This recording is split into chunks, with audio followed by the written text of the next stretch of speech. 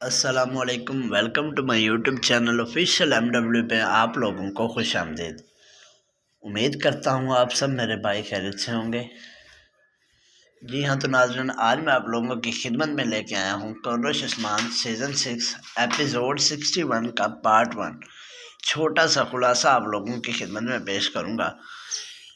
جیسا کہ ہم دیکھتے ہیں اس ایپیسوڈ میں، پچھلی ایپیسوڈ کے لاسٹ میں دیکھا تھا عثمان صاحب بہت عمدیدہ ہو گئے تھے اور انہیں وہ حضرت محمد مصطفیٰ صلی اللہ علیہ وسلم کی امانتیں مل گئی تھی۔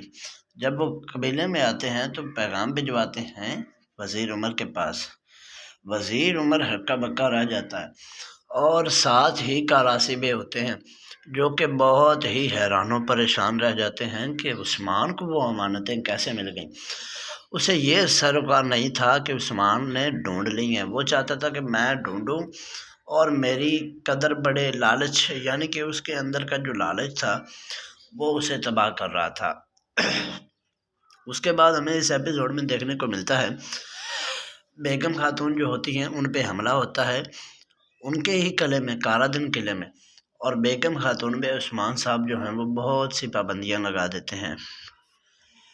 ایک تو پابندیاں یہ لگا دیتے ہیں کہ بیگم خاتون کو سب سے بڑی جو سزا ہوتی ہے ان کی، میرے خیال سے ان کو قلعے کی حکمران رہنے دیتے ہیں اور ان کے اوپر بہان بے اور گنجر بے کو سرداری دیتے ہیں اور کہتے ہیں کہ اپنی قلعے کی صفائی تم خود کرو گی۔ اس کے بعد اس ایپیسوڈ میں ہمیں دیکھنے کو ملتا ہے گنجا خاتون، جو سب سے اہم سین ہے۔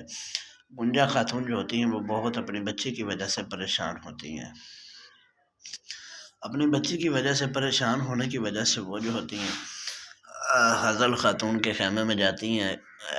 ایلگن خاتون جو ہوتی ہیں وہ انہیں روکتی ہیں لیکن وہ نہیں رکتے، یعنی کہ وہ اپنی ضد نہیں چھوڑتی اسی وجہ سے۔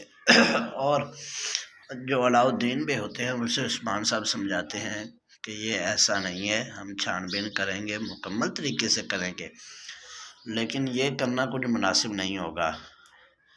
اس ایپیسوڈ کا جو بہت ہی کمال کا سین ہے وہ یہ کہ جو کراسی بے ہے اس کی عثمان صاحب اچھے طریقے سے بے عزتی کرتے ہیں اور وہ ہکا بکا رہ جاتا ہے، حیران رہ جاتا ہے۔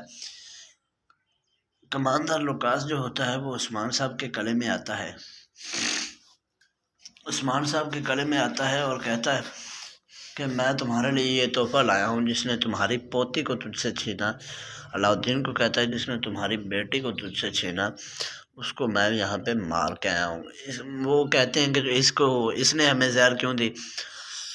تو کماندار لوکاس کہتا ہے کہ اس نے زہر اس لیے دی کہ اس کا والد جو تھا وہ صلیبیوں کا ایک بہت بڑا کمانڈر تھا، اسے ترکوں نے مارا تھا، تو یہ اس لیے اس کا بدلہ لینے آئے تھے۔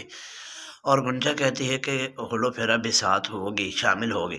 اس نے کہا نہیں، ہولو پھیرا کا اس میں کوئی ہاتھ نہیں ہے، سب کیا دھرا جو ہے وہ اس اکیلی کا ہے کیونکہ یہ اپنا بدلہ پورا کرنے آئی ہے۔